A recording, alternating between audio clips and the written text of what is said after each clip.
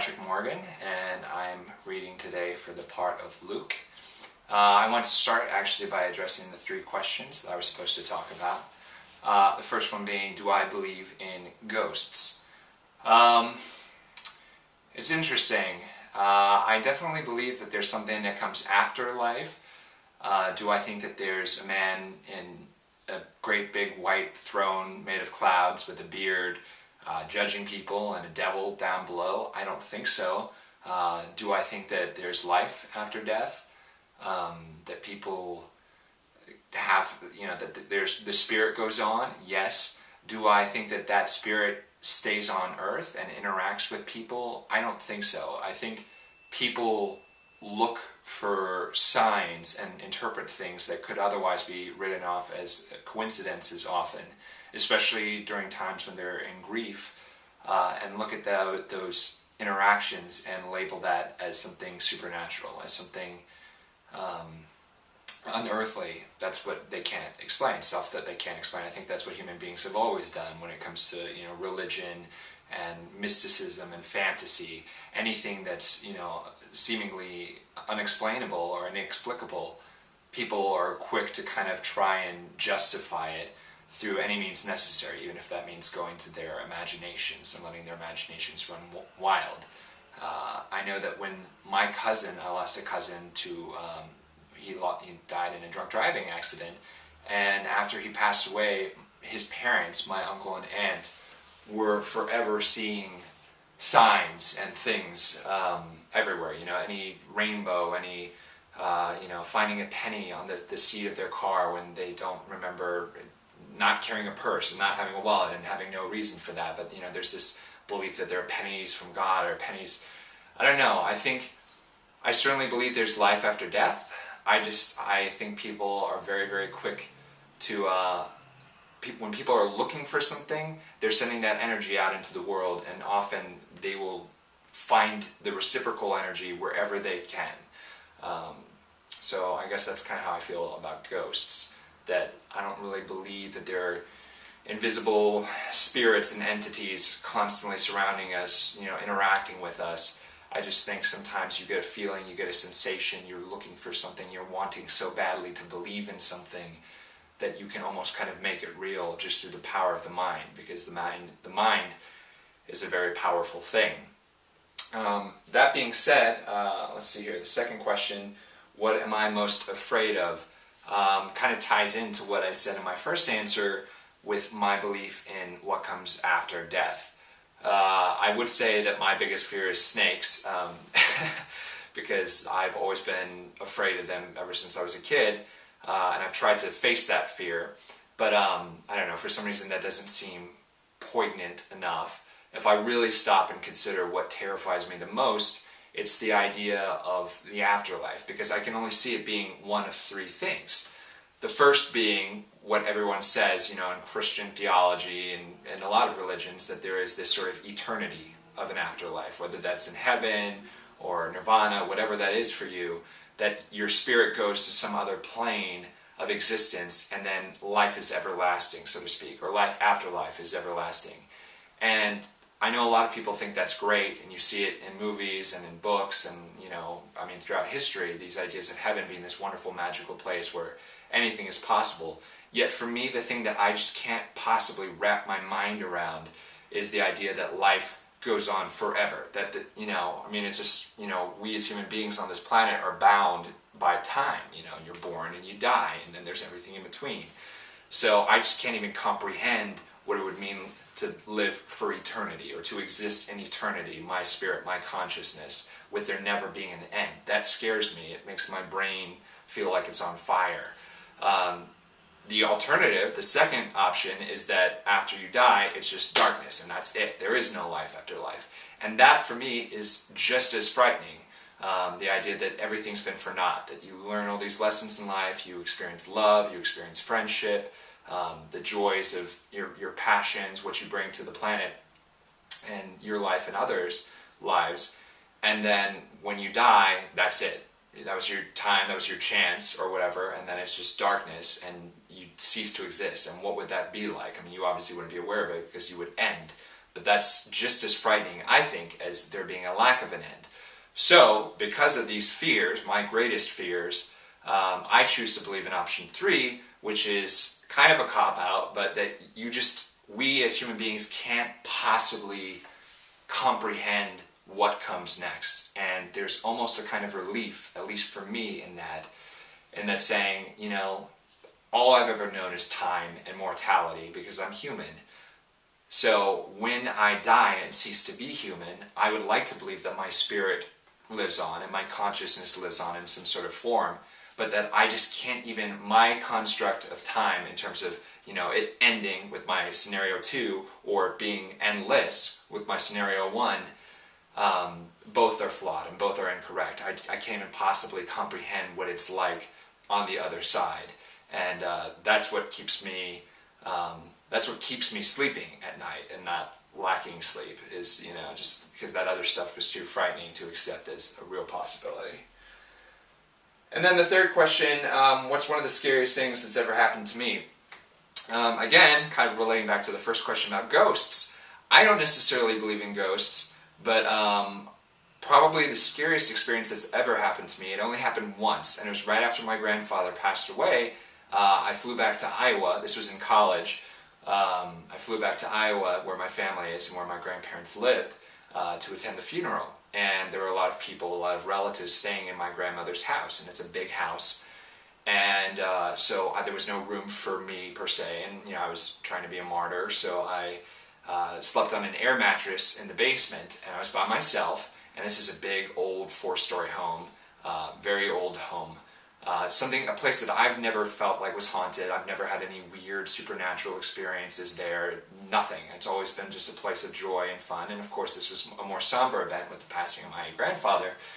But that night, the first night that I got there, when I was sleeping, I felt, I suddenly kind of came to, and I don't know how to explain this other than saying that I sort of woke up, but I was still sleeping, where it's really hard to describe, but my eyes were open. My eyes were open, yet I was still kind of in that dreamland, and that sort of walking that line between consciousness and subconscious. And I felt as if there was this weight on my chest. It gives me shivers just talking about it, but I felt like there was this incredible weight on my chest and on my sternum, and it was pressing down on my torso, and it was making it harder for me to breathe. And what I distinctly remember is not seeing anything because it was pitch black, but trying to wake myself up and trying to free myself from this force, from this presence that was pushing down on my chest and on my lungs, and I wasn't able to breathe. And I kept trying. It was like as if you're drowning almost. I kept trying to take that inhalation to breathe in, and I couldn't do it because I was sleeping still, and my mind was still like paralyzed. And the more that I struggled, the more I started to freak out. And finally, after what felt like a long time, and who knows how long it actually lasted, maybe 10, 12 seconds, I was able to breathe in and kind of came to and was aware of my surroundings, was aware of the room that I was in and the context. And of course, immediately, I thought it was a ghost. I thought it was my grandfather or something.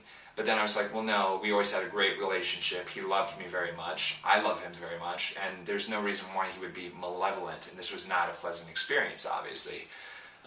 So I told my parents the next morning, because, when everybody was kind of gathering around, but I just talked to them, the two of them, at breakfast, and explained the whole thing. And my dad told me that was a panic attack, or like a nervous attack. And I'm a for the most part, very stress-free person. I live in Los Angeles. I go to the beach often. I'm thankful and happy to say that I don't get stressed out very easily. So that's why it was very weird, and I've never experienced anything like that before or after that event. But the way I described it, my dad was like, yeah, that's what it feels like. So I at least have written it off as being sort of a panic attack, even though I've never had one before, because I don't think, like I said, it would be my grandfather, and I don't know what other ghost it would be or what kind of harmful energy, so I'm choosing to believe it rationally. That being said, it's definitely one of the scariest experiences of my life, if not the scariest, just that sense of powerlessness and not knowing what to do.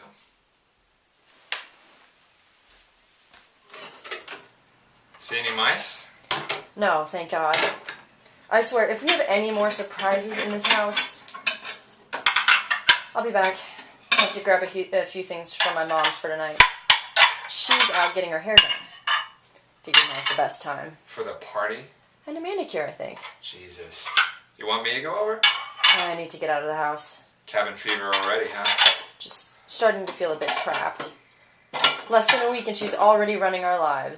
Come on, it's not that bad. She's throwing us a party. She's throwing herself a party. Well, I really don't think that she's trying. No, this isn't about us. It's about her. It's always all about her. You get into my arms. Right now. This is non-negotiable. I'm being a crazy bitch. I know. If you go into it with a negative attitude, it's going to be bad. It's just for one night, and I'll be there with you the whole time. I love you. I love you too. Should I try to finish unpacking? Oh no, leave them. Maybe a few boxes will let her know how inconvenient this whole thing is. What's going on? I told you. The house is haunted. How come I haven't seen anything?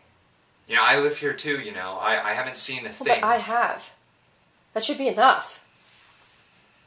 Well, what would you suggest we do? I want to move. Honey, you know we can't just up and leave. Then I want to call someone. Have someone come in and figure out what's going on here. Jennifer, there's nothing going on here. I mean, and besides, what are you going to do? Who are you going to call? Flip open the phone book and search G for Ghost Hunter? There was this guy at the party. Walter? An old friend of my mom's. He said he picked up on things. Said our house had an interesting energy. So our house has an interesting energy. Fine. Great. Did he say, you know, get out of the house, there's a ghost in there with you? I'm going to have my mom call him. No, you're not. Jennifer, just come on. Please. I'm starting to get a little worried here. It's all starting to seem a little bit like... Like what? Like what was happening in Chicago. I saw something, Luke. This has nothing to do with that. You didn't see anything. You're stressed. Your mind is playing tricks on you. Look, it's just like what Lauren said, you know. There's an explanation for everything. The next time something happens, confront it. Go see what it is. You know, maybe we have more mice than we thought, or squirrels up in the attic. Who knows? Just stay calm, go into it rationally, and I think your ghost will go away. What if they don't? They will. Just give it a few days. I promise. Are you trying to scare me? Is that what this is? What? You want to go back to Chicago, so you're trying to scare me out of this house. Is that right? I can't believe this. Neither can I. I never should have agreed to this. I knew this was a bad idea, and there was no reason for Walter to come about the door, huh? How are you going to explain that? It's an old house. It's old wood. It was humidity, Jennifer. These things happen. I mean, seriously, you should take a step back and listen to yourself. Ghosts? A medium, for Christ's sake? It's all just a little... What? It's all just a little what? Crazy? I didn't say that. You didn't have to. Fine. Whatever, you're right. Crazy Jennifer. If that's what you want me to say, then you're acting crazy. But Walter saw something. You weren't there. He said there's something complicated going on in this house. You didn't see the look on his face. I saw enough. Luke, listen, if you came to me and told me you thought the house was haunted, I'd believe you. Or at least listen to you and try to figure something out. But I didn't come to you, Jennifer. And I don't think this house is haunted. And I don't think there's anything to figure out other than why it's so impossible for you to focus on anything other than yourself. What? No more ghosts, Jennifer.